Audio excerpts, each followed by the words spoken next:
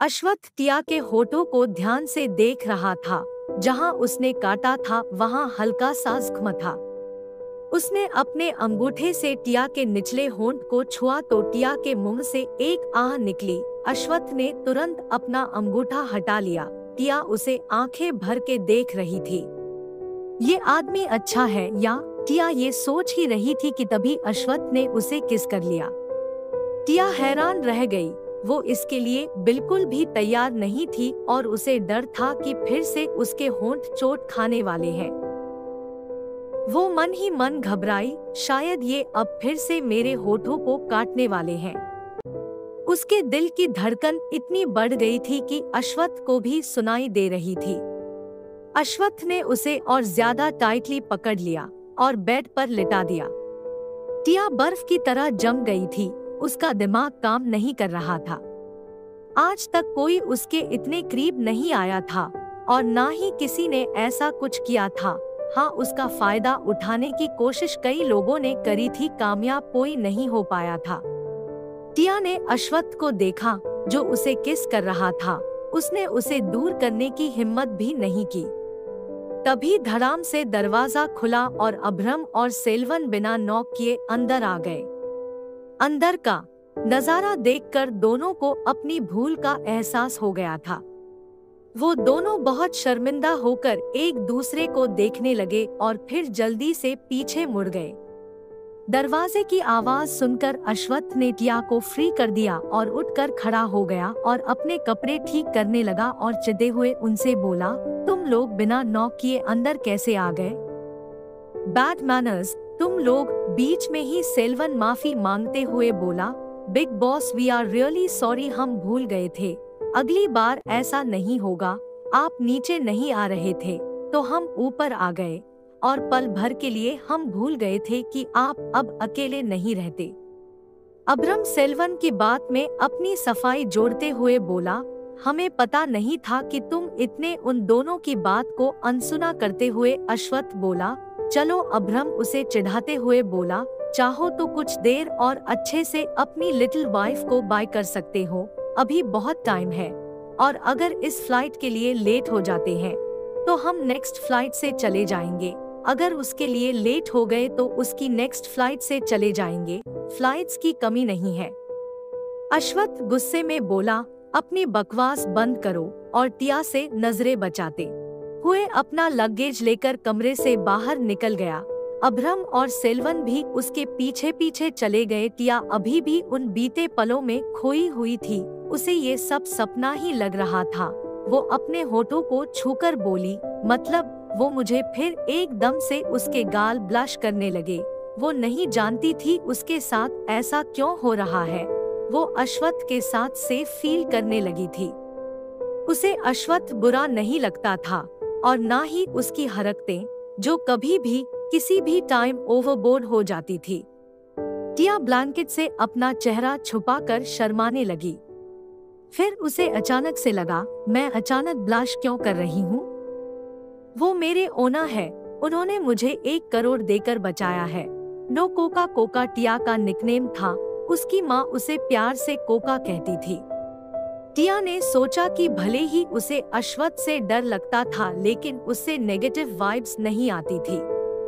वो खुद से ही बोली, जब अव्यांश मेरे करीब आने की कोशिश करता था तो जी करता था कि उसे थप्पड़ मार दूं।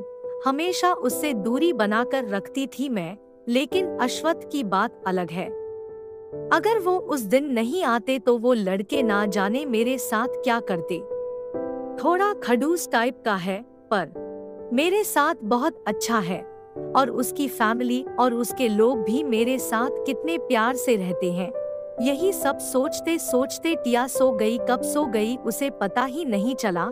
सालों में पहली बार उसे चैन की नींद आई थी।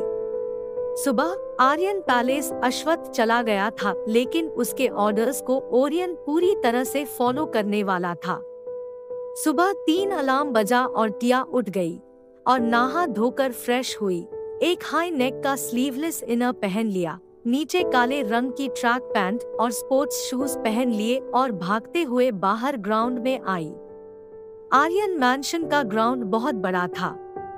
ग्राउंड की सारी लाइट्स जल रही थी और ओरियन और आदित्य दोनों टिया का इंतजार कर रहे थे। ओरियन एकदम जोश में लग रहा था, लेकिन आदित्य थोड़ा नाराज लग रहा था। आदित्य बोला, भाई ने मुझे भाभी का मेकओवर करने का काम दिया है, उन्हें ट्रेनिंग देने का नहीं, फिर मुझे क्यों बुलाया है? ओरियन बोला, तुमने जो कल ठूस कर ब्रेकफास्ट और लंच फिर डिनर, यह सिलसिला चलता रहा न तो खा खा के मोटे हो जाओगे, क्योंकि अब यंग मैडम ही तीनों मील बनाने वाली है। इसीलिए अच्छा है अभी से एक्सरसाइज करना स्टार्ट कर दो, बाद में पछतावा नहीं होगा। चलो यंग मैडम के साथ तुम भी ग्राउंड के 5 चक्कर लगा कर आओ। ओरियन ने टिया को दौड़ने का इशारा किया तो वो थम्स अप करके दौड़ने निकल पड़ी। ओरियन का आर्डर सुन के आदित्य वहीं हैरान खड़ा हुआ था। वो ओरियन से चिढ़ते हुए बोला, हे भगवान, तुम सच में बहुत बुरे हो, मैंने ऐसा क्या कर दिया जो ऐसी सजा दे रहे हो? अब खाना पीना छोड़कर उपवास रखना शुरू कर दूं? तुम लोग क्या मुझे भूखा प्यासा मरने देना चाहते हो? ये गलत बात है। ओरियन बोला, नाटक मत करो और जाओ, यंग मैडम कब की चली गई। आदित्य ने देखा और बोला, मेरी प्यारी भाभी मुझे छोड़कर चली गई, ये तो गलत हुआ। और वो भी दौड़ने निकल गया। टिया दूसरे चक्कर में ही बुरी तरह से हांफने लग गई थी। वो बड़ी मुश्किल से ओरियन के पास पहुंची और अपने घुटनों पर हाथ रखकर हांफने लगी। वहीं उसके पीछे आदित्य भी पहुंच गया, उसकी भी हालत कुछ ऐसी ही थी। ओरियन बोला, यंग मैडम, अगर आप कम से कम 3 रो अन्न नहीं लगाएंगी तो बिग बॉस आपको पनिश करेंगे। ये सुनते ही टिया के रोंगटे खड़े हो गए और वो फिर दौड़ने लगी। इस बार तो वो ऐसे दौड़ रही थी जैसे उसके पीछे पागल कुत्ता पड़ा हो। आदित्य बोला, अगर मैं पूरा नहीं भी करूँगा तो मुझे कोई पनिशमेंट नहीं मिलने वाली। ओरियन उसे घूरकर बोला, तुम्हारे लिए भी पनिशमेंट है, तुम डाइट करोगे। ये सुनते ही आदित्य के होश उड़ गए। खाना तो उसके जीने की वजह थी, खाने के लिए वो कुछ भी कर सकता था। वो भी सिर पर हाथ रखकर फिर से दौड़ने लगा। 5 राउंड होते होते दोनों लगभग बेहोश होने के कगार पर थे। दोनों को ओरियन ने पानी की बोतलें दी। दोनों जल्दी जल्दी बोतल के ढक्कन खोलकर पानी पीने लगे। ओरियन बोला, इसके बाद बाकी एक्सरसाइज जिम में करनी है, जो घर के तीसरे फ्लोर पर है। यह सुनकर आदित्य और टिया दोनों का चेहरा लाल हो गया। दोनों अश्वत्थ को पीटना चाहते थे, पर करते क्या। चुपचाप ओरियन के पीछे पीछे मरियल घोड़ों की तरह चलते चले गए। टिया जिम देखकर हैरान थी। ओरियन बोला, सबसे पहले हम वार्म अप करेंगे, और वार्म अप में जो एक्सरसाइजेस करनी थी उनके नाम बताने लगा। आदित्य बोला, ये वार्म अप की लिस्ट तो बहुत लंबी है, और अगर ये सिर्फ वार्म अप है तो एक्सरसाइजेस कितनी लंबी होगी। हे भगवान, मुझे इस धरती पर नहीं रहना। ये कहकर आदित्य फर्श पर लुढ़क गया। टिया भी इतने सारे नाम सुनकर लगभग बेहोश होने के कगार पर ही थी, पर ओरियन को उनपे कोई दया नहीं आई और आखिर में दोनों ने पूरा वर्कआउट किया। वर्कआउट खत्म होते होते दोनों आधे बेहोश ही हो गए थे। ऐसे ही धीरे धीरे करके दिन बीतने लगे। घर में सब टिया की रिस्पेक्ट करते थे और उसकी हेल्प भी करते थे। समय समय पर अश्वत्थ अपडेट लेता रहता था। आदित्य का भी आधा वजन कम हो गया था। टिया को ओरियन ने एक्सरसाइज के साथ सेल्फ डिफेंस भी सिखा रहा था।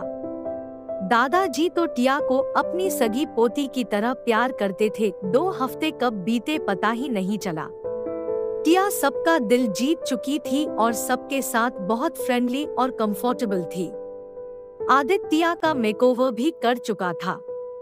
वो अब मॉडर्न बन चुकी थी और लेटेस्ट फैशन के कपड़े पहनने लगी थी और उसका 1 किलो वजन भी बढ़ गया था। जब टिया को ये पता चला कि अश्वत्थ आज आने वाला है तो वो हैरान रह गई। एक तरफ उसे दुख था क्योंकि उसकी गैर मौजूदगी में उसने उनके रूम का नक्शा ही बदल डाला था, और अब उसे डर लग रहा था कि अश्वत्थ रूम की हालत देखकर उसे जिंदा दफना देगा। उसने इन 2 हफ्तों में अश्वत्थ के बारे में बहुत कुछ जान लिया था, उसकी पसंद नापसंद सब कुछ, और ये भी कि वो जब गुस्सा होता है तो किसी की नहीं सुनता। वो इस बात से अनजान थी कि अश्वथ को सब पता था कि वो 2 हफ्तों में क्या क्या काम कर चुकी है। टिया को आज कॉलेज भी जाना था, उसे वहाँ किसी जरूरी काम से बुलाया था। कॉलेज के प्रिंसिपल, वाइस प्रिंसिपल और डीन तीनों को पता था कि टिया अब अश्वथ आर्यन की वाइफ है। वो उसके साथ कैसा भी व्यवहार नहीं कर सकते थे। वैसे भी टिया के साथ उनका व्यवहार पहले से ही ठीक था, पर ये जानने के बाद कि टिया अश्वथ आर्यन की वाइफ है, वो थोड़ा डर रहे थे। वो अश्वथ आर्यन के गुस्से से वाकिफ थे और फिर अश्वथ आर्यन उस कॉलेज का ट्रस्टी भी था। अश्वथ आर्यन ने उन सबको सीधी धमकी दी थी कि उसकी लिटिल वाइफ को किसी भी तरह की प्रॉब्लम नहीं होनी चाहिए और टिया को यह पता नहीं लगना चाहिए कि वो उस कॉलेज का ट्रस्टी है, वरना वो उन लोगों को छोड़ेगा नहीं। टिया कॉलेज पहुंची, उसके चेहरे पर अलग ही चमक थी। अब वो पहले वाली टिया नहीं थी, वो बहुत ही ज्यादा अट्रैक्टिव, चार्मिंग और खूबसूरत दिख रही थी। उसने एक शर्ट टाइप टॉप और नीचे रफल स्कर्ट पहन रखी थी, पैरों में हील्स थी, अपने वालों की 2 फ्रेंच चोटी बनाई हुई थी। आज वो नर्वस नहीं, बहुत कॉन्फिडेंट थी। पूरा कॉलेज उसे देखकर हैरान था। वो सीधे प्रिंसिपल रूम में गई। टिया को देखकर प्रिंसिपल, वाइस प्रिंसिपल और डीन तीनों के पसीने छूटे हुए। टिया ने उन्हें ग्रीट किया, डीन ने उसे बैठने को कहा और फिर उसे कुछ बातें बताई गई। उन्होंने उसे बताया कि सहाना ने टिया की इमेज को खराब करने के लिए कुछ अफवाहें फैला रखी थी और उन तीनों को यह पता था कि ये सब झूठ है। वो बस टिया से जानना चाहते थे कि क्या वो सहाना के अगेंस्ट कोई एक्शन लेना चाहती है। टिया ने कुछ सोचते हुए कहा, मैं आपको मंडे को बताऊं, एक्चुअली मैं डिसाइड नहीं कर पा रही हूँ। ये सुनने के बाद तीनों ने चैन की सांस ली। प्रिंसिपल कायंत बोले, हाँ क्यों नहीं। टिया ने तीनों को देखा और पूछा, और कोई बात सर? देना अपनी नर्वसनेस छुपाते हुए बोले, नहीं और कुछ नहीं। वो लोग भी टिया का बदला रूप देखकर हैरान थे। पहले एकदम सिंपली रहने वाली टिया क्लासी हो गई थी और मॉडर्न भी। टिया प्रिंसिपल रूम से बाहर आई और उसने चारों तरफ देखा। उसे अब पहले की तरह डर नहीं लग रहा था। अब तो वो 2-4 लोगों को एक साथ पीट भी सकती थी, पर अश्वथ का डर अब भी उसे सता रहा था। वो बड़बड़ाते हुए बोली, हे भगवान, अगर सर को पता चला मैंने उनके रूम का क्या हाल बना रखा है तो वो पता नहीं क्या करेंगे। कहीं वो मुझे मार तो नहीं डालेंगे? प्लीज भगवान मुझे बचा लेना। अश्वथ से खुद को बचाने की प्रार्थना करते करते टिया एक लड़की से जा टकराई। उस लड़की ने उसे हैरान होकर देखा और बोली, कोका तू कहाँ थी इतने दिनों से? वो लड़की थी ओजल, कॉलेज में टिया की बेस्ट फ्रेंड। टिया उसे देख के बहुत खुश हुई और उसके गले लग गई। ओजल भी बहुत खुश थी टिया को इतना बदला हुआ देखकर। अटैक्ट, wow, oh my god, you are looking gorgeous. 2 हफ्ते तक कहाँ थी यार तुम? टिया ने उसको देखा और उसके कंधे पे हाथ रखते हुए और अपनी एक्साइटमेंट कंट्रोल करते हुए बोली, डॉर्मेट्री में जाकर बात करते हैं। कौन थी ओजल और क्या होने वाला था आर्यन पैलेस में अश्वथ की वापसी पर? क्या टिया का टच अश्वथ का दिल जीत लेगा या फिर उसके गुस्से की आग को भुगतना पड़ेगा इस नई टिया को? हेलो दोस्तों, अगर आप नए हो तो हमारे चैनल को सब्सक्राइब जरूर कर ले और बेल आइकन को जरूर दबा दे ताकि नए वीडियो आप तक पहुंच सके। धन्यवाद।